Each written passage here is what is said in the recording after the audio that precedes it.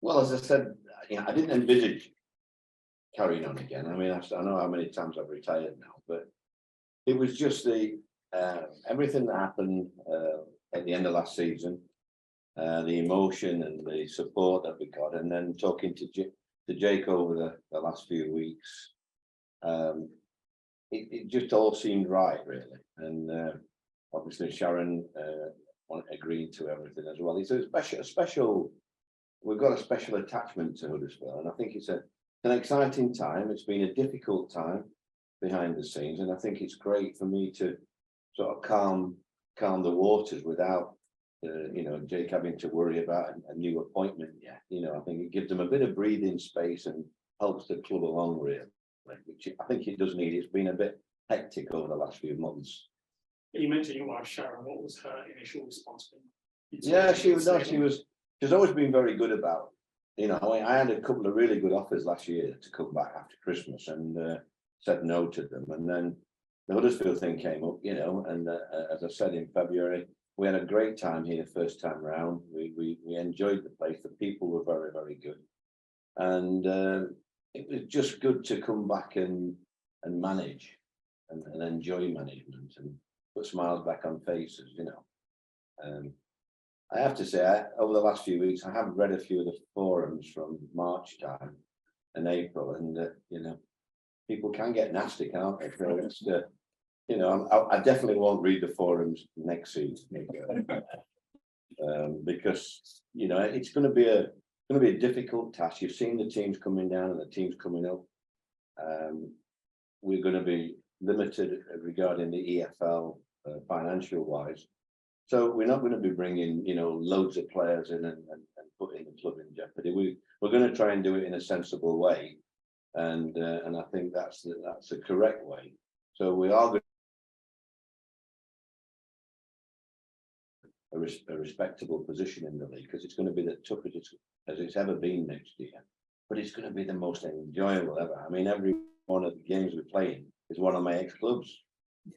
I was going to say from March this year, April, May. I mean, your form was fantastic. Yeah. And that response that you have from the players, do you think that gives you confidence going into a full season and a full pre-season as well? Well, I think I have an advantage over a lot of managers in that respect, in the fact that I don't think money is the answer to everything. You look at the teams that we're talking about, and they've all got major, to give you an example, I tried talking to a striker, and I offered him our top wages, and he got 2.5 times that somewhere else. So that's what we're up against. And so it's, it is going to be that type of season. But I don't think, I think anything's possible. I'm not going to commit myself to that. I mean, the main thing is to steady the club, steady the ship. That's why Jake's come in and started, looking at the club overall, where we can improve and different departments, etc.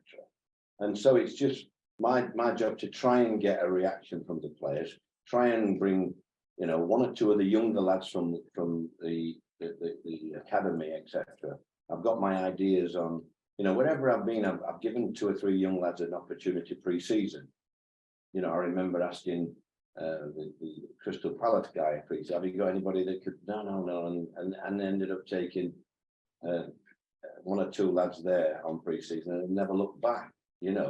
So I think you always got that. I had Sam Byron at Leeds I took down, and he had a great career. Never played a game before I took him to Cornwall with me, and so people like that are there. So we're going to look at bringing people through, and obviously make, hopefully, I think 2 or 3 signings to try and improve the quality of the squad. You touched on the sides that come down from the Premier League and the sides coming up from League One. How tough will this championship season be? Yeah, be as tough as ever. I mean, your Sheffield Wednesdays and Ipswich is this world. I mean, I've been watching Plymouth all season, and Stephen Schumacher's probably the best manager in the country this year, because their budget is very, not nowhere near in comparison with other teams in that league. So, anything's possible in football if you get that dressing room right and you've got that camaraderie and everything. It's amazing what you can overcome. But it's still going to be a challenge. I'll be very surprised if we're not in the bottom third regarding the bookies. well, we should be. I know I'm managing them, but I don't walk on water. But you never know. I might have a try at that towards the end of next season. But it's one of those things. We have to. We're there. We've got a great club. The fans are with us again now. Jake's come in. Everybody's got a positive feeling about it. Every conversation I've had with Jake's been positive. I know I'm going to get as much help of that as I can that the club can do. They know I'm not going to spend money stupidly as well. I'm not a manager that's always wants another player. They know exactly where I am. It's what the club needed. It needed a bit of stability from the up and down world, which football is. And I think it just gives me a chance. Obviously, I spoke to Kevin, who hopefully can finalise everything in the next few weeks. And I've got nothing but positive vibes of Kevin, and he's like a little boy at times with his excitement, which is good. I think it's good regarding that. So I'm hoping that I can help knit everything together, and the fans as well, and we can have a good season. That's what I want us to do. I want us to enjoy what is a great championship, because although it's a tough season, I think everybody that we play will be in for a tough game. Fantastic, thank you very much, Neil. Just a quick one for you, Jake. When you have your conversations with Neil, what's the objective for next season? Well, the objective was to avoid the instability, the chopping and changing that we'd seen last season. That really affects the club, affects the players. So we wanted to have stability, continuity. I think that's critical. And we saw the transformation of the club when Neil came towards the end of the season, and a very talented, very strong group of players were able to lift their head up, get the chests out, have belief and confidence, and that takes real skill and leadership and experience to change a dressing room around like that in a short space of time. And Neil did that, and with Ronnie's help too. So we could see that we have a different squad at the end of the season than we did for most of the season. And the experience Neil has, he was able to get so much out of those players. So we wanted to build off the momentum at the end of the season, start a new season in the same fashion. Don't need to do too much to this squad. We've got some great players here, so Neil's going to take them away, have a good pre-season, and we're going to see what we can achieve in a very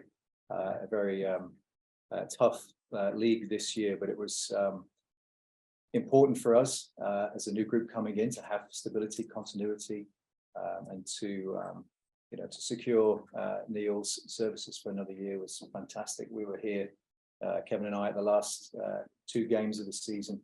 The supporters were fantastic, and certainly the last game of the season we heard loud and clear that this was the man that needs to stay, and we're so pleased that he's agreed to do so. So looking forward to working with him.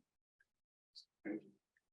Jake, nice to meet you. Louis from Radio Leeds. Neil, good to see you again. Yeah, thank We're you. probably a bit surprised to see you again. Are you surprised to be sat in this room? Yes, I think so. I mean, it was such a. It took such not a lot out of me, but it was very, very a difficult period, and everybody had to pull together. But to see the club transformed like that, and it was quite emotional. Even thinking about it now, it sends shivers up my spine. To walk around the pitch after the Sheffield United game, it meant an awful lot to me. That really, and Sharon came to the last game, and she could see. What it meant to everybody. Yes, I know there's going to be critics, as everybody wants a young manager and let's think to the future and give these contracts out. I once went for a job at Derby County, and they didn't give me the job at the time. And I asked why, because they said I was the best interview that they had. And the manager, the chairman, said to me, because we want a longer policy. We want to look to the future. And so they gave somebody a 2.5-year contract and sacked him in 3 months. So I just think it's one of those things. You just have to. Sharon loves the club, and I do. And yes, it's gonna. As you get older, you do want to do things, and I have got things that what I'd like to do. But it's just one of those things. I not feel obliged. I just feel that the club needed stability, and I think the fans really showed me the last 2 games wow, never experienced that really. And for me to put something back into that, to give them something back, even if it's not the success, people have been talking about promotion. We are sensible people at times, young people. And I think, the thing is, we want a good club. We want a club in the Championship that's capable of going to the Premiership. And that's where, Jake's come into it, and hopefully Kevin, everything will get sorted there. Because it is a club. And as we showed at the end of the season, it's a fabulous place when it's buzzing. And it was, it was a real eye opener to a lot of people, I think, at the end of last season. And it's great to see smart people smiling, and in the offices and down in the club shop and places, people like that, where I come across everybody. It seems to be together again, and that's what you want as a manager. You want the club together. Yes, chances are, when you look at the teams in that league, we're going to have the 2 results, but you've just got to think of the long. The club is changing. I think it probably needed a little bit of a change, and we've got to look to the future. And if I can help it, and it will be easier for me to continue than for Jake to come in and have to appoint a new manager and start from scratch. And then the manager has to look at every player, the strengths, the weaknesses. They don't know about which player had measles last week, and so I know all that. And they didn't have a measles, by the way. But it's just an example that I've already gone through that in the short space of time, so I haven't got to do that. And I know that if we can get the 2 or 3 players, which I spoke to Jake about, without busting the bank, we can give teams a good game. We're not going to be on the level of the teams that we mentioned with the squads they have and the wage goals they have, because I've already tipped that about the striker that I wanted to get. But I still think we can give people a good game, especially with the crowd. At home and away, the end of last season, the crowd was fantastic. Only time I heard them quiet is actually when we scored a goal at Millwall. I think they were so shocked that we scored a goal at Millwall. Everybody went quiet instead of cheering it. So they really supported us, and I'm hoping that we can, and I've had great support from the local press and everything as well. So all you can do is your best, and that's what I'll be doing. You talked about that win at Millwall the last 3 games of the season, and how you're not going to sit there and say we're going to get promoted, but momentum is such a big thing in football, and there's always a team who's a surprise package. I guess people will be wondering why not Huddersfield Town next season. Well, I think you're right, and there will be. I mean, I've already seen it around, people going off like that. All I would say is I don't think there'd be many silly people putting money on us to get promoted. They might talk a good game, but I don't think they'll put money on us getting promoted, because I think there's going to be you can look at the massive squads that these. I mean, you look at the 3 teams coming down, and their reserve teams should be able to play in the Championship. So they've got such large squads, and we are thin on the ground, but a lot of clubs are thin on the ground in our league. So yeah, anything's possible. If you'd have told me at the start of last season that Coventry and Luton would have been fighting it out for a place, I'd have thought you'd have gone around cuckoo land, So it is possible. It's harder, I think, this year because of the quality of the teams and clubs. You get Sheffield Wednesday and Ipswich coming up, and, massive clubs. Plymouth are a big club as well in their own right, but not financially in that same bond. And then the 3 teams coming down, I mean, wow, they never expected it, but they'll be in for a shock as well, because it isn't straightforward going back up. Not when you've got to come to places like Huddersfield on a Tuesday night when you're chucking it down. Right? So it'll be an interesting.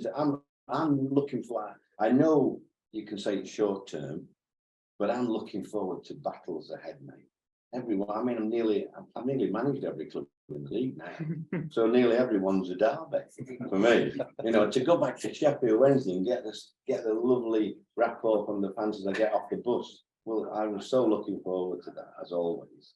It's it's going to be an amazing season for me. Yeah, looking forward to it already. I think everyone in this room at some point last season, Neil asked you, do you fancy carrying on? And you were adamant you wouldn't. You mentioned your age and your health, of course, saying that 46 games up and down the motorway, Tuesday night down in Cardiff, for example. I know.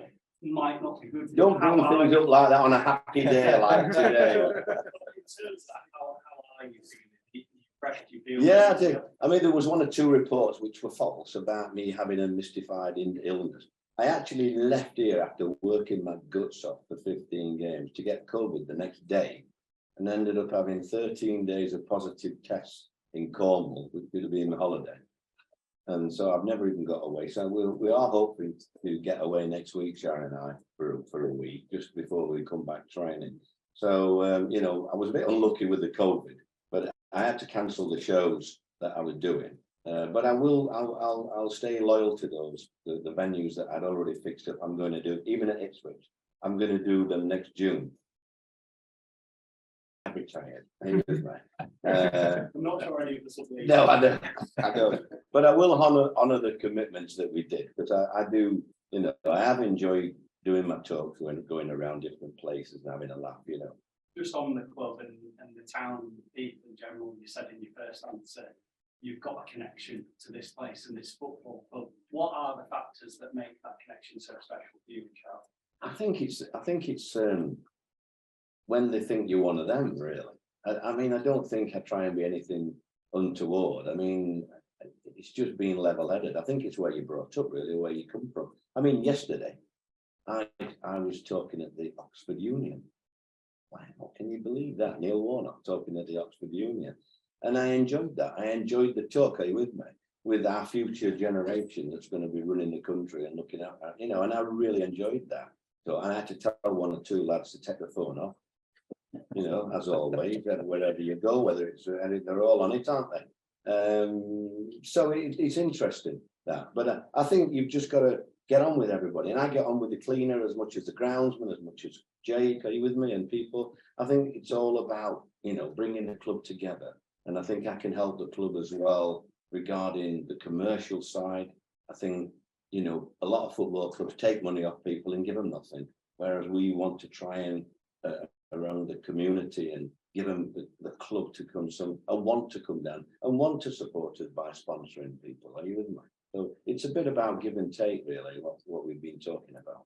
Thank you. Enjoy your holiday if you get there. Yeah. Jake, nice to meet you.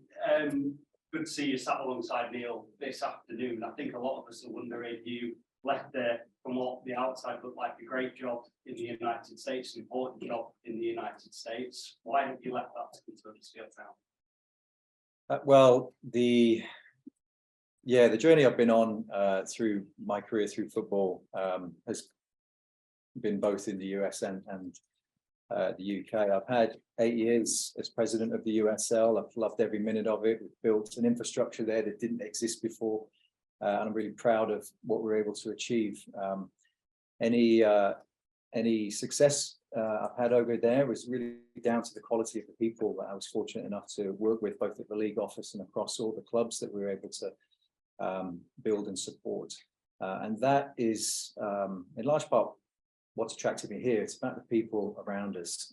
And you can only be successful if you're sitting next to and alongside great people that have vision, that will roll their sleeves up and put the hours in. There's some great people here at the club, throughout the club. You've got some great people back in America that are part of this as well, supporting what we're doing. And to sit here alongside probably one of the most experienced men in English football, it's very, very difficult to turn down. I'm very excited about everything that I'm going to learn and need to learn in this role and what I can bring to this club. So excited to be part of the town, part of a historic club, a big club, and a club with a lot of potential. It was really the potential that was also very attractive. This club's been to the top, had a very difficult time recently, and it's our job now to come in and stabilize the ship, ensure this is a stable club first and foremost, and a sustainable club, and that we've got a bright future ahead. So very much looking forward to what's going to be a fantastic season. What do you feel? Well, certainly a knowledge of the game, having been a professional player for over a decade, very familiar in this environment, and looking forward to working with Neil and all the staff on this side of the operation and supporting they need to be successful with. But having spent 10 years ultimately in my previous role, and then working with a global sports marketing firm with Oxygen in London for a number of years, hopefully I can bring some maybe different thinking to the business, and how we think about the football club and its role in the community, and how we can engage and re-engage and be a bigger part of people's lives here and try to make have an impact on their day-to-day, and perhaps bring some of the things that I've learned from working in the US that potentially could help the club off the field as well. Chief executives of football nowadays, it seems every chief executive you talk to, their role is slightly different. How would you define a chief executive in modern day football? This is day 3 for me here, so I'll have to define it a little bit as I go. Some of this will be sort of building the plane as you find it. Really, for me, I think to be successful here, I've got to get the balance of managing the business both in the short term in terms of what we've produced for the EFL and the sort of restrictions we're under in the short term, and then where we can go in the long term, managing the business so it is healthy, it's sustainable, and while also supporting Neil and the coaching staff here to make sure we're as competitive as we can be on the field, and trying to maintain that balance so you don't veer too far in one direction and it all comes unstuck, while also maintaining a great high performing team off the field. I've been in a short space of time here that are fantastic people, but there needs to be more togetherness, more communication, more interaction between the departments. And that's been lacking. So I think engaging the staff on a journey, on a vision of where we're going, empowering people to be successful. I think, we're going to build a high performing team here. We need to build a high performing team over there. So managing that as well. So lots to do, thinking about the stadium as well, lots to do around the building to making sure we're improving the match day experience for the supporters coming in. But it's a long game, so we'll take it one step at a time. Kevin's takeover has been fully ratified. I'm interested to know how much contact you have with Kevin and what's the remit from him to you at the moment. Well, Kevin's been approved now through the EFL, owners and directors test, which is great. Waiting for a final rubber stamp from another regulatory body soon. So, at arm's length involved, got to go through the processes correctly, and we're very much engaged. It's been a very collaborative, endeavour so far between Dean Hoyle, David Baldwin, Kevin, and myself. So really making sure the decisions that have been made so far in the last few weeks, everyone's involved and everyone has input in. So all those things I said, we're aligned with, and what we're going to focus on when Kevin fully takes over. But we're all working together at the moment. Just lastly, for the fans and the people of the town, if they're watching or listening back later on, what would you say to them in the short term now that you're in control? Well, I'm looking forward to meeting as many as I can. Your club is such a special club, and it is in good hands. We've got good people here, as I said before, people that love the club, believe in it, believe in the future, and we're excited about what we're going to accomplish this season in the years ahead. And I hope they are too.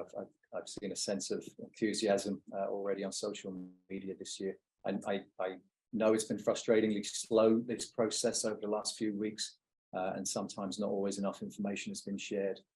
So I appreciate that. But rest assured, this is all going to be wrapped up soon. And this is a great week. Lots of good announcements this week. Sets us up really well for the season. So continue to support the club. We're listening. We want to hear from you. We want to start making your matchday experiences, better and better. But keep supporting the club and get out and let's try and fill that stadium for that opening game. Thanks for your time. Thank you. I have just one question for you, Jake, for the moment, if I may. If we're only going to have the privilege of working with Neil Warnock for a year, and I believe him when he says a year, how quickly does the process of recruiting his successor kick in from your point of view? Well, not today, not right now. Because what I said to Jay is I don't mind, because Dean Hoyle, who first came to see me and put my arm up my back and all sorts of things, and then obviously Jake's come on board, and all I've said to them is, look, I didn't want to do another year. I'll do another year if it helps everybody out, and Sharon agreed to that. But what I don't want to happen is what happened at my last club. That halfway through, I feel like I was, I don't know how I can say it in proper language, but I don't feel that I was tread right at the last club. and I felt. What I don't want to know is, I said to Jay, all I want to know is, if we have a bad time or we're looking at things between now and Christmas or after Christmas or what have you, when we are looking, then I would just want you to be straight with me. And if you're going to talk to a manager or you want my advice on a manager, then do it. Don't do what happened at my last club and go behind your back, because that's not me, and I don't deserve that, and I didn't deserve it then. But that just made me more determined to be successful here, and that's what drives me on. Yeah, I just echo that. We have had a good conversation about that, and as much as we are focused on this season, and the continuity is important because Neil knows those players inside and out, we will very much work together on transition and what the future holds, and what kind of where do we go from here with the players we have, with the philosophy of the club moving forward. And Neil's going to play a huge part in that. He's already put a big stamp on what this club looks like, and so you know, we're grown-ups. We're going to have a very honest, open, we'll work together on that, and we can't thank Neil enough for you know, for staying on for all the right reasons, really, not personal reasons, but to think about the future of the club and the future of the incoming group, to make sure that transition is as stable as possible. And he will do so as the season goes forward and as we think about next season and the years ahead. So we're going to work together on that at the right time. Thank you, Jess. Thank you. Neil, Dominic, sorry, let's go to Dom first from Southern Examiner. Jay, was it always the plan to come back to England? Was that always how you saw it mapping out? I mean, when was it you were actually contacted by Huddersfield? It was, but you know how life kind of gets in the way. So when I finished working in London and we moved to the States, and had an opportunity to join the USL at that time, it was a real young up and coming league, and we wanted to build an infrastructure similar to the EFL. Just before, I was unsure about it at the time. I remember thinking to myself, well, I'll give this 3 months and see how it goes. And 3 months became a year, and then 2 years later, you're the president of the organisation, and things are moving so quickly. And unlike here, where you're dealing with teams 100+ years old, you're building new teams. It's a very different environment to exist in, and to start launching football clubs and have that responsibility to do that in communities where you've got to build a club that's sustainable. You want to create something for the next generation there to aspire to be. And we've created so many footballing opportunities for players and referees, coaches, etc., both for men and women over there. So it snowballed very quickly, and then it was, you know, as I said, 2 years became 10 very overnight. But it was always my intention to return back to the UK and to move back to the club side. And like everything, it's timing. It's when the right opportunity and the right people and the right circumstances come together. And as I was getting to sort of 10 years, it seemed like the natural time, as most people think in their careers, that's the natural time to consider this. And you've got enough about you to go and do this and be successful. And that was that. And then I knew this opportunity was coming up, and I was engaged with Dean, who brought me into the club. And then knowing that Kevin Nagel was, having a strong look at it, and then moving forward to acquire the club. I've known that was a big part of my decision too, because I've known Kevin since maybe 2014, 15, when he took over at Sacramento Republic, which was obviously a team in the league I was running. And I got to see firsthand his quality, his personality, what he's given to the club and what he's built there, and the focus he has on community and the sport. So I think very highly of him, and I thought, well, a chance also to work for him here was a big draw for me as well. You touched Kevin's going to bring to this club. He's determined. He wants to succeed. He is no stranger to sports. He's been involved in the NBA team in Sacramento on the ownership side. He's the owner of the football club there. He's invested heavily into both. Very successful businessman, in healthcare and other fields, a big developer, and so very engaged in rebuilding and building infrastructure around communities as well. So I think he's going to bring a sense of desire to win, competitive guy, wants to win on the field, wants to respect history and tradition, wants to do some things with a light touch in that respect. He's a man of the community, does a lot of philanthropic work in and around Sacramento and California. So it will be important to him. I know it is that he is involved in the community here and can add some value there as well. And there's a lot of opportunity as well in terms of development around the stadium and the community here. So he's going to bring a lot to this, and I know he's raring to go. Can't wait to get over the line. Is his plan to come here to as many games as he possibly can? I think he will. I don't know that for sure. I don't have an answer for that for sure. I know he will be here. Certainly around the first game, if not one of the pre-season games. I don't know if he's finalised that travel schedule. He's going to be here as much as he can, though. He really enjoyed the last game here in his visit, so I know he's going to be here quite often.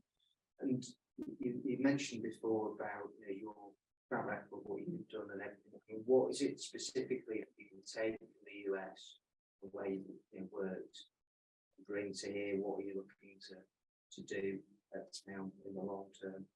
I think it's a balance of recognizing what's going right here, and then where are the gaps we can add some value, things we're maybe not thinking about, perhaps off the field, commercially, things we're not thinking around the stadium, opportunities there to make that a better environment for the supporters, better environment for the staff that work there every day.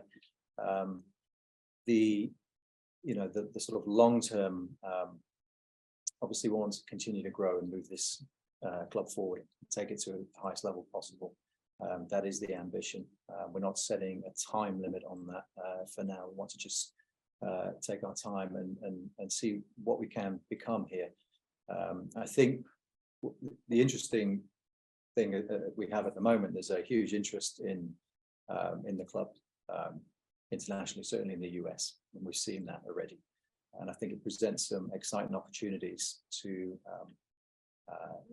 and make more people aware of Huddersfield Town, build the fan base. You're going to have, I'm telling you right now, you've got a massive supporter group already forming in Tampa, Florida, and certainly in Sacramento. So we had Huddersfield Town shirts spotted at the Tampa Bay Rowdies game, as well as many Sacramento Republic games. So there is a real opportunity there to start bridging the gap and bringing that opportunity together to think about the club more globally, perhaps, than it's been done before. Do you see the US as a big market you can explore?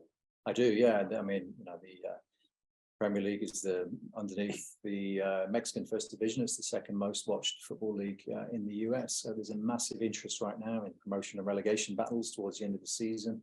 The EFL Championship games are on broadcast over there on ESPN, ESPN Plus, as were the USL games, and there's a much larger media package now for EFL matches. So a lot more of the games will be shown in the US also. So we'll consider, all the different options and how do we get Huddersfield Town, the club, to bring more exposure in the US, and I think that can drive a lot of success for the club. Has Kevin shared with you his plans for the improvements around the stadium, and what is it that you're going to be looking to do? Well, it's an interesting setup at the stadium, as you know. It's a management company running it. It's 3 partners, so we're just getting to know each other a little bit at the moment. My interaction so far with everyone have been great, really supportive. So excited to see what we can do there. I think there's some things we can do in the short term as a member of that organisation, and then we'll just continue to see what that looks like over the longer term and what those options could be. Lee Bromby's left the club this week. Will you be looking to bring in a new sporting director? Yeah, that's a difficult decision to make in your first week, and unfortunately, you've got to make some of those difficult decisions. But we've evaluated what's gone on and the good and the bad, and you can determine that the time is right to make some changes and think about a new structure on the football side moving forward. We want to make sure we are fully supporting Neil with everything he needs. And so we're going to take some time to think about the structure and what makes sense. Certainly won't rule that out right now to have a new sporting director and maintain that structure, but we're going to take a bit of time on that. You both said maybe 2 or 3 signings, not masses of signings. What sort of budget are you going to be working with Not to do with you, that. To do with you. We've, The manager that moans, no. We know what we've got, don't we? yeah, we've got a We, really we good haven't, squad. we're not major, you know, we're not going to be looking at silly money. And I'll give you an example about a striker, you know, 2.5 times what we can probably pay. So we're up against it, but we're going to try and get value for money. We'll need a bit of luck. We're going to try and use the loan market as well. And hopefully we can get 2 or 3 that will just help us to take the club forward. What are the positions that you are looking to strengthen? Well, I think that's more for us, you know, really. I mean, obviously, to do anything in the league, you've got to score goals. So priority-wise, I think we have to get another striker in, you know, if not 2. But I also think that we have young lads that we've got to give an opportunity to as well. Sometimes you think that the young lads, and you know, but I think young lads have shown, you know, I look at Bellingham and I cannot believe how anybody at that age can be as good as him. I can't, honestly. I've never seen anybody as comfortable as that. So, and he's 19. So, you know, are we just going a little, getting big carried away that you can't play kids? Are you with me? So I'm going to give 1 or 2 a good opportunity in pre-season in that respect. And then look at what we need. And if we have to try and get a loan player, you know, the budget we've got, that's up to me to spend the budget. You know, I can ask the lad, Jake, you know, can I spend the budget on 1 player? But we don't want to do that. We don't want to upset the dressing room, the sort of, you know, what the wages are on in the dressing room. We don't want 1 big hit to, you know, you've seen it all before. So we want to be sensible in what we do. But you won't hear me moaning about not having enough money or anything like that. We've just got to do the best we can with what we've got. Got to give the fans something to cheer about. And I think if the fans see that you're giving 100% every game, then they'll give you a bit of leeway. Are you with me? It's when they see players not bothering or not trying, or they don't think, you know, I think that's when they have a go at players. You gave a number of youngsters opportunities last season, and a lot of them flourished. And so, how excited are you about players? I always am with young lads because I think, like I say, I remember it was Nathaniel Klein and Victor Moses. Are you with me? And the coaches said to me, "No, not ready yet." And I think, you know, never out the team after that. After the pre-season, are you with me? So I will be taking a couple down to Cornwall. That's a great week for us. That, I mean, the fans, get your bloody caravans booked now, and you know, tell your bed and breakfast quick. It's an amazing place, and what I like about it is we go to 3 clubs. You know, we go to Bodmin, Tavistock, and Liskeard. 3 clubs I've been used to going over the years, and the fans mix with the players, and you know, before it's like going back in time, you know. And I'll be telling all my players at Bodmin, if I ain't to come in end of last season, you'd have been playing here. You know, but I think it's good to go down to earth to these places, yeah, and sign autographs. And you know, there's too much headphones on nowadays. You look at the, you know, the top flight. I want my lads to be grounded and to enjoy what they do, and that's what we did at the end of last season. And you know, my objective really this season is to see Tom Lee smile. That's what I want to do today, this year.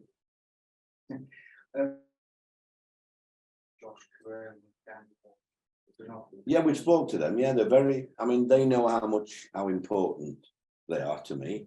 I think I've got more faith in Danny Ward than anybody's ever had. And I think he repays it. All right, not prolific, but he always gets me the important goals, Danny. And if we can keep him injury free, you know, there's no reason why he doesn't play a big part. So hopefully in the next few days, we can have decisions on 1 or 2 lads like that. We want, you know, we want both the players that you're talking about to stay. I think both of them would want to stay. But, you know, it's not just me talking, you know, they have advisors, and advisors advise, and sometimes right and wrong. But hopefully we'll have some good news in the next few days about, you know, those players. Josh was a very big player for you at the back end. I was a big manager for Josh. Because apparently before I came, he was bloody rubbish. So, you know, going both ways, isn't it? I think you know, you play for managers I don't think you play for teams. I think all that rubbish. I think you play for managers, mate. And I think Josh showed what he could do last year. And if Josh played for me next year, I'd be very disappointed if he didn't get double figures. Very disappointed. I'd be asking him, giving him a challenge of more than that. Danny, same. I think both can contribute. They've seen how we play. I think Josh has got to be given that freedom. I think he can do the 10 job as well as the wide player. And I think there's always goals in him. And we, like you said, we have to score goals. So, when you look at the Radonis of this world as well, they complement each other. We've got to have a high energy with the players that are involved because of the sort of quality that we're going to be up against. And with Etienne Kamara, there's been a bit of talk about him being linked with a few clubs in Europe. Again, do you know what the situation is with him? No, I've not heard any speculation. I've not read your paper. Has it been in your paper? I mean, Etienne, he's been away with, hasn't he, with the international. So I think he's at a good stage in his career. He's got to make a decision on himself, really, because he knows how I want him to play, and I think he could do what I want him to do. But he's got to change certain bits in his game to cater for the championship. So I'm hoping pre-season I'll be working on him because that would save us buying somebody else or getting somebody else. Are you with me? So I'll be working very hard. I had a good long chat with him in the last season, even though I didn't think I was going to be here. And I had a conversation with him about he has all the ability in the world. He has the stature, he has the touch. Does he want to just pick average wage up for the rest of his life, or does he want to be something really good? And he could be something really good, but it's all between his ears. Not going to be me or anybody else. He's decided it. That will be between his ears. And I've seen that over my career. I've seen that a lot of times with them. Sometimes you win and they become a really good player. Sometimes they end up playing non-league. It's let's hope it's a good result this time. Ronnie's come back with you, but will you still be looking to add to the backroom staff? Yeah, it's one of those things. I mean, Paul Clemens left this week, as you know as well. It's when you come as a manager, especially when I'm going to be full time now, and I'm going to give it a go. You have to have one or two lads that you've worked with that know inside out what you're going to do. And the lads I'm bringing in are both know what I'm going to do. They know what I want from them, and they know what I demand from them regarding the squad. And it happens every time there's a managerial change. So Paul, I'm sure he'll get a job in the next few weeks. It's nothing to do with his coaching or anything like that. I just of the new coaches in certain areas. You've worked with Kevin Blackwell before. Is he an opportunity? No, we've already. I mean, I don't know whether we can we announce the two lads? I mean, what are the people I'm bringing in? I'm bringing in Ian Bennett, who's been at the club before as a goalkeeping coach, and I'm bringing in Carl Sarand, who was with me at Cardiff, and he's been with me at QPR. He's been with me a few places. Carl's done everything. He's done all the fitness side, and he's coming in as a first team coach as well. So it's good. He's got a lot. He's got experience. I know what he can do, and the managers want that. They want to know that one or two people around them. Are you with me? It gives them a little bit more confidence, and that's why. I mean, Narcis left, and well done to him. He got a very good job down there at Norwich, and I'm sure Paul will. But it's football. Like you just need. I won't be making any more changes. That's what I wanted to do. Just bring one or two new faces that are, and I knew that. Without me having to pick the phone and telling them what I want them to do, I know what they'll be doing. Like you, Ian knows the inside out. Absolutely, yeah, and a very, very good coach. I watched him in close proximity, and I was delighted with him, how he was, and as a person as well. And he's always been Huddersfield Town mad as well, so I suppose it helps as well. Thank you, Neil. Thank you, Jake. Cheers, Tom. Calendar. Neil, you talked about having your arm twisted today, and I was looking at that footage again from the Sheffield United game, and the response from the fans, they were chanting 1 more year, and then immediately you spoke to my colleague Chris Dawkes and said, "No, that's it. I'm done. I can't stick another year." Oh. How much of an influence were the fans in your change of heart over the last 6 weeks? I think they were the majority, really. I mean, Dean came to see me first of all, and I mean, I've known Dean a long time. I came back for Dean really with Sharon and Janet, And you know, I thought he was going to ask me something else, and he, come on, Neil, you know, just, you know, please, you know, why not? And I thought, well, it's not even going to be your problem. What are you on about? You know, but that's how he was, and it's just, I can't begin to tell you how it felt after the Sheffield United game. I couldn't put it. I could cry now. I couldn't put it into words. After all my life in career and all the hooks, you know, all the highs I've had, I've never had one that caught me emotion totally like after the Sheffield United. And I think it hit home to Sharon as well, if I'm honest. Because you know, she was watching it on. I mean, she couldn't even watch the last 10 minutes. But you know, she was biting her. She was in Cornwall on watching it on a video. You know, and Amy said, my daughter said, she couldn't even look at the television. Felt sick, and to see the response from that, and then for her to come up and look at the last game. I know there was nothing on it, but it was still quite emotional, the last game. And for Sharon to see that, and Kevin as well, didn't he? No, it was good for Kevin to see that, because he saw the passion and the commitment and everything about the family, because it is a family club. It's, you know, it's one of the last ones, I think, really family oriented. And wherever I go in, you know, I'll just check in supermarkets and things like that, and I always tell the lads, you know, when I go in, they can't believe it's me pushing a trolley around. But that's how we are up here. We just muck in. We muck in and get on with it. And it was as emotional as I've ever known it in 40 or 50 years now. But it's a long time since I've been a manager. And I've had all the promotions, but I never quite ever felt like that. Or I forgot that it felt like that. The Sheffield United game was really, really special to me after that. And when I mean, yes, you know, you think, wow, because some of the lads come to see me as well. And I used, please, you know, one or two of the younger lads and one or two of the older lads. Could you consider it? You know, and it wasn't a thing then, because I had made up my mind. But it was just one thing after another, and the change. And I really felt that whatever the result, because I mean, when they were chanting one more year, I don't know whether you heard me pick the microphone and say, yeah, but I'll lose the first 5 games, but get him out of here. You know, get another manager. So, I mean, I know that's the life of football. But I just felt with Jake coming in and hopefully Kevin in the next few weeks, they've got enough on the plate. And I think that to have a manager stable that you haven't got to be doing everything, because he will have to do everything long term. And it just takes a little bit away from what already is a massive job. And at the same time, you forget that these people are moving house, moving families. The 2 worst things in life are moving house and divorce. You know, and that's what it, you know, that's what it is. So it's nice for me to put something back in it and know that majority of fans, whatever, I mean, there'll always be the old little Mike, what do you call them, the keyboard warriors, won't you? You know, I read some of them again. Like, I'll only read them up to the first game. I'll keep going back in time now, reading some of them, and I'd love to reply to them, but I don't know. And you know, but it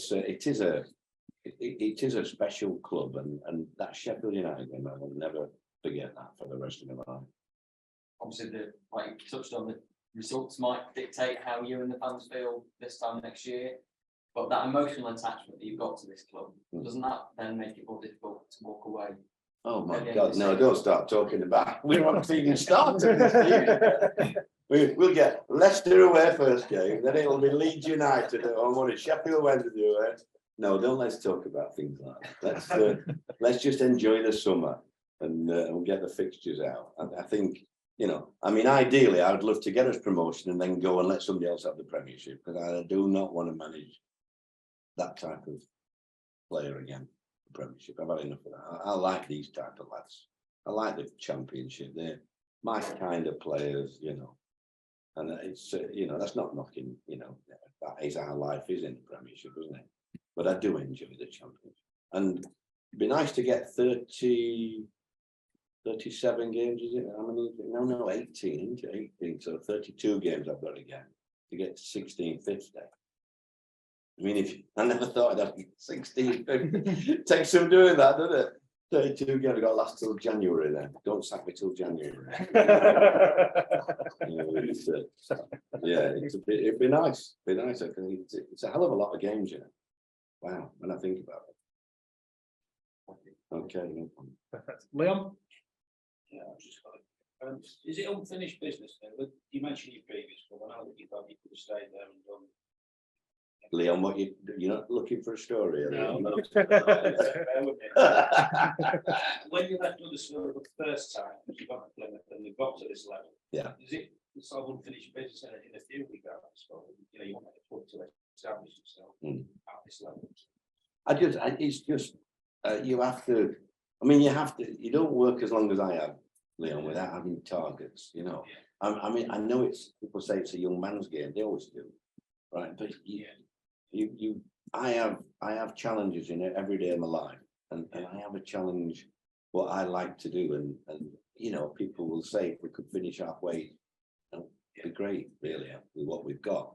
But behind the scenes, you know, I am what I am, and I don't do things like that. I want to do the best I can with what I've got, whatever I'm given, and it just happens that this group of players and the fans and everything about the club now, I'm going to work my socks up as a manager to try and get the best results I can. Are you with me? And I'm going to enjoy the challenges, and we'll probably be underdogs a lot of the time again. But I don't mind that. I've never minded that. But when you talk about my other clubs and what have you, things do drive me on. You know, and there's particular games where I do enjoy beating teams probably a little bit more than others. And I don't think that will change it. I mean, it's really going to be a lovely sort of curtain raiser going back to all these clubs one more time. I never thought I'd ever be going back to Sheffield Wednesday and Ipswich and Leeds. And, you know, great game, great atmosphere. I'm really looking forward to that. I'm sure all the home fans at those grounds will give me a lovely bath. The sort of play you touched on, frankly, they really wanted you to stay. I mean, I guess they've been trying to get you to the fact you stay. I'd imagine that really means something to them. Yeah. You've got the dressing room. Oggy thanks me because his wages went down that much if they got relegated. He can pay his bills now, Oggy. So yeah, it's just they're a good group of lads. When I came, I don't think they'll mind me saying they were a little bit lost, really. And they just needed a bit of loving and supporting and direction, really. And it's amazing what you can do, you know, and it's not just football. Whatever job you're in, a little bit of love can help talking to people in your whatever job it is. And that's what I was saying yesterday, Oxford Union. It doesn't matter whether you've got a corner shop or a garage or anything, you know, compliment. Don't always think about what you're not good at. Think about what you're good at and what you can do and how much you can improve that. And that's what I've always tried to do. I've always tried to make players feel that they're better than what, you know, they thought they were. And a lot of the time I've been successful at that. And I think last year, you know, when I looked at Redoni, people like that, and Reg, I still never remember his name. I know it's great. You know, to see him, you know, I've got to get him fit now because he couldn't last an hour. Same with Tyrone. Tyrese is going to get fit. He's got every attribute in his locker, but he's got to be able to run more than 10 minutes. You know, so we've got to get these lads fit in pre-season because they're both very, very good players. And if I was Reg and I looked at you know, I've lost his name now. You tell me, it was Stones. You look at Stones, centre half playing in there. Reg is capable. It's not as good as Stones, I know that. So please don't quote me. But Reg can do a job in there if he gets himself fit. And so I think it's a good challenge looking at things like this. And young Kieran, you know, I thought he did ever so well. Nobody on that pitch at Watford would have scored the goal he scored. And if you watch his run from when he played it, so it's you know, and we've got an Irish international, with Spence. You know, I think he'll come into the reckoning as well. Hopefully, we'll have. I can never say his name, but the Japanese. Yuta. What do you call him? Yuta. Well done, sir. I just smile at him when I see him because he's always in the gym and he's always working with me. He sees me with my headband on, Leon, I mean, and I'm working out like, and I know they're laughing underneath their breath, but he's been working very, very hard in. And as Nichols did, I saw Nichols for a long time last year when I had my workouts, and lovely to see people like that fit and raring to. And I said to him, it's a pity you're not going to be here. I'm not going to be here for you to play next week, you know. So it'd be nice to manage him. And Alan, you know, he had a great time. I said to him about March time, I want you fit for Cardiff. He must have been like, he must have read it, because that's what, you know, he was fit for Cardiff. And you know, it's nice that they're almost 2 new signings for me, really. And then you put a couple of kids in as well. You know, we've got four new signings, really. So it's, you know, it's. I think it's if we can just get the icing on the cake without going still silly on the wage bill, then we'll have a competitive team. Yes, we're gonna have bad weeks. Good, you always do in the championship, but I think we could have some good time. I want to make people smile, me really, and look forward to coming with the parents, grandparents to the games, because we've always been a family club, haven't we? Really, Leon? You know, everybody coming down. When I turn up before the game, I think Kevin was surprised when he got out of his car. He mobbed. I don't think he's ever seen all like it, really. And you know, but I come 15 minutes earlier just so that, because I know I'm going to get inundated with little kids having photographs, and in fact one of them will just probably give me that COVID. The last game, are you with me? But it's nice. I think it's nice to have that rapport with, and I've got to say, Jake, and from what I've heard, you know, they want to be more associated with the local community, which I think is going to be great. Is Thomas, is he? Well, I hope so, unless you've heard some of Yeah, I saw him during one of the games last season. I said, "Did he allow him to let you go?" You know that I tried to sign him the same day, Liam, when he signed here. You might need a bit of one of the Warnock. What do you call it? What my kids look on YouTube now, don't they? One of my talks. Oh yeah. Some of them might need one of them, eh? On my Twitter, is it Twitter now? Whatever it is. Well, delegating there when you can start to be a big part of it. No. As you get old, you've got to delegate. But I think all good managers do that. Really, you've got to have. I mean, the difference is, you go to the top level, they have a bus full of people to look after. You know, they have 2 buses now, don't they, for 2 away games? You know, I don't delegate that much, but Ronnie does an awful lot for me. The new lads, you know, I've always liked Carl Surrant and Benno. I know what they can do for me. They'll take a lot of pressure off me as well. And so we're not looking for any more staff. We're probably 1 or 2 short in the staff side, but I don't think we need that. We're gonna, we've got good people around, and we're gonna, just have a look at what we have, and I'm sure that we'll be talking to Jake on regular periods about that, But we think we can manage with what we have. In your story, Jake, you played football in England. Was this your second career, football career? Did you have your hunger to sort of come back and second career? Yeah, very much. I was fortunate to play a little over 10 years and played a few different clubs in England. Had a great time doing it. Started my career at Wrexham in Wales, and they've had an amazing couple of years lately. Had some great FA Cup games, Man United, Ronaldo, good memories to take with you. And then I just didn't want to move into Neil's line of work. I just didn't, coaching wasn't for me, and I was more interested in what was happening on the commercial and the business side, and worked for an agency in London for a while, and I have connections to the US. I did my first undergraduate degree over there. My parents live in the US now. They emigrated in the late 80s. My wife's American. And so through my playing career, my wife had lived in the UK with me. We didn't have kids at the time. So we're very comfortable here. Our intention was to come back. We've got 3 kids now in the US who are, one was born here and the other 2 were born there, but they've really not known life outside of Florida, where we live in Tampa. So they're desperate to come and see a bit of rain, although we don't have much today. We've got Florida weather here. Only the second day I've seen sunshine here in 3 months. So my sort of immediate objective is trying to find a place for them to live. Otherwise, like, you know, Mrs. Edwards needs a place to live. Otherwise, life won't be worth living for them. So that's it's going to be a lot of fun for them. The kids, they're all looking forward to coming back, and we're looking forward to setting up shop here. Because you obviously done well in the business world, but football person from the it's been your life, hasn't it? It has been. I've been in football now since I'm 7 and I'm 40 something.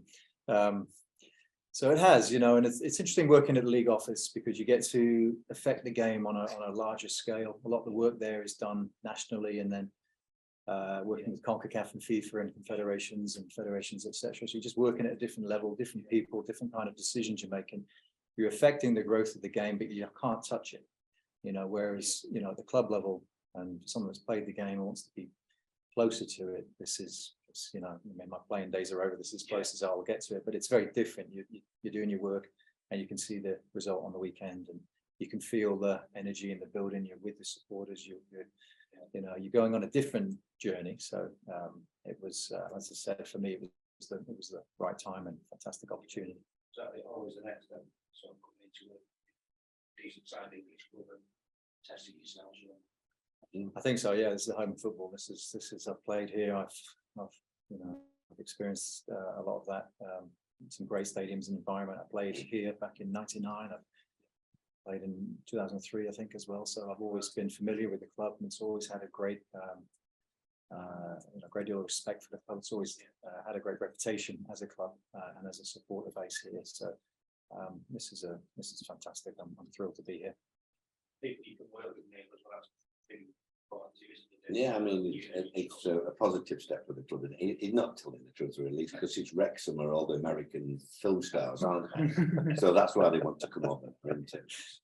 Everybody wants to come over now, don't they? But hey, we might be playing them next year. You never know, do you? But it's they done well in Wrexham. You know, Yeah. I mean, that was laughed at when they first took over, but they've done not just at the club. You know, they've done an amazing thing around the community. People don't get enough. You know, I think that people do get maligned in our country, don't they? And yeah, there's some good work being done, isn't there? Yeah. Thank you. That's it. Poor old lads with cameras there. We just got a few people on the computer. Oh, sorry. Somebody else on the Have we got Ben Fisher from The Guardian on the computer at all? If not, he's off the Christmas card list. That's fine. Gary, we got a couple of questions, Gary. Yeah, just one for Neil. It is actually. Hi, Neil. You okay? Hi, Gary. Just one. With you sort of detailed the job you want to do, sort of almost like united the club behind the team, for want of a better phrase. Can what Luton have done over the last year be held as an example of A, how to go about it, and B, what you want to achieve in the long run? I think the dressing room wise, yeah, Gary. I think they got through with a great dressing room, and really pleased for the manager as well after what he went through at Watford. It's great to come back and have a group of players like that. I mean, they all, you know, I think we were very close to signing the striker at the start of last season, but he obviously made the right decision because he's in the Premier League now. So it's, I think it just shows you what can happen. I do think probably last season was pretty unique in the Premier League, and when you look at Norwich and West Brom and teams like that and Watford, are you with me? It's I think it was a unique year and was the year to get out if you could. Whereas I think this season coming will be a lot more difficult, Gary, than with the teams that we're talking about. But Luton didn't spend the way up, did he? And you've sort of said things are going to be sort of more organic and natural growth, kind of along the lines of how Luton did it, really. Yeah, but I mean they've always had a good nucleus, and but it's not an easy place. I can't wait for Man City to turn up there in that dressing room. You know, it was especially with the backup squad. I don't know where the other busload of staff will go at Luton. It'll be they'll probably have to send scouts ahead to have a look round, won't they? But it's an eye opener. That's why I go to Bodmin next week, to show my lads, bring my lads down to earth. That's brilliant. Thanks very much, Neil. Much appreciated. Thank you, Cheers, Gary. Gary. Mark Walker from the PA. Hi Neil. Hi, Mark. Hi mate. Yeah, you've touched on it before, Neil. There's 7 of your ex-clubs you're going to be facing next season. I'm just wondering who's going to give you the warmest reception. Do you know, it's very difficult, really, isn't it? You can't really. I'm so well liked at all these clubs. When I arrive at the ground, you want to come on the bus with me to Sheffield Wednesday. You'll have you'd enjoy it when I get off. I always get off last. Let the lads go up the tunnel and let them wait, and the steam's coming out their ears and the fire's there ready. So it'll be nice to go going back ever, and I hope that everything keeps going and I can go back to all these places one more time, because some great clubs, when you look at our second tier and you look around the world, the crowds we get, the competition, I think it's far better than the Premier League, mate. You know who's going to win the Premier League before the ball's kicked, don't you? Or not usually. So I think it's a great one, and I am looking forward to all them. And I don't see any reason, people said about Leeds, but I did the best I could at Leeds. It was just the right club at the wrong time there, and thought I might have gone back last year there, if I'm honest, February, but they didn't ask me, Leon. Sorry, we're just talking to Leon there. So yes, I don't know which one, I'm sure. Thank you. Wish you both the best of luck. Thank you. Ben Shaw, is there anything from you? Ben, where are you? Ben? Hello, sorry. No, none from me. I had a couple of questions. This is honestly my first conference that I've ever been on. So it's a privilege to be the first, Neil. But no, all my questions that I had have been answered by others. But thank you very much anyway. Benjamin, thank you very much for waiting, Benjamin. Right to the end. And then just lastly, Jim Conlon. Hi Neil. Neil, great to speak to you again. Neil, just on Huddersfield the last 2 years, 2022, you were 45 minutes, Huddersfield were 45 minutes away from the Premiership. Harry Toffolo and Lewis O'Brien went to Nottingham Forest. Then the following season, before you came in, it looked like Huddersfield were heading for League One. Where do you see Huddersfield Town at the moment? Where are they? Are they somewhere between 2022 and 2023? I think we've got more of a chance now because John Moss retired after the final, didn't he? So I think we've got more chance of getting decent results now. But it just shows you how the short spells of, you need a bit of luck, don't you, regarding everything in football. And I think they've had the fair share of bad luck, Huddersfield, over the last 12 months. So let's hope it goes round and we get a bit of good luck next season and it bounces back. It won't be for the lack of trying. They're a good group and the fans are good, and we'll be doing our best.